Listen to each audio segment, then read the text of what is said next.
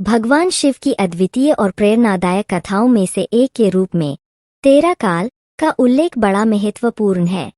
यह कहानी एक शक्तिशाली युद्ध का अद्वितीय परिणाम है, जिसमें भगवान शिव ने अपनी असीम शक्ति और सामर्थ्य का प्रदर्शन किया।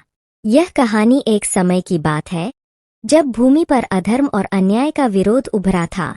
शक्तिशाली राक्षसों की सेना ने धरती को आक्रमण किया था और लोगों को उनकी स्वतंत्रता से वंचित कर दिया था। इस घोर दुर्भाग्य के बीच महादेव ने अपने दिव्य साथियों के साथ 13 काल के खिलाफ युद्ध के लिए उतरा। युद्ध का दिन आया और 13 काल के सामने महादेव की विशाल सेना खड़ी थी। उनके दिव्य ध्वजा के नीचे भक्तों की शक्ति और साहस था।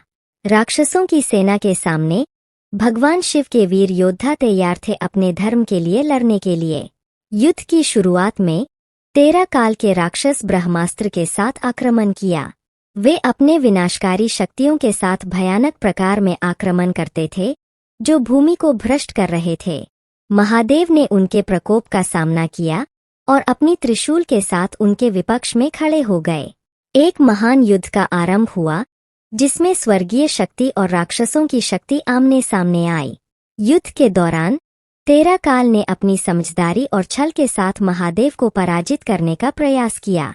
वे अनेक अद्भुत अस्त्रों का प्रयोग करते रहे, लेकिन महादेव ने उनके हमले को साहसी रूप से रोका। युद्ध के महासंग्राम के बाद भगवान शिव ने अपने अद्वितीय शक्ति से 13 काल का अंत किया। उनकी त्रिशूल ने 13 काल को विनाश कर दिया और उनकी सेना को पृथ्वी पर शांति की खोज में भेज दिया।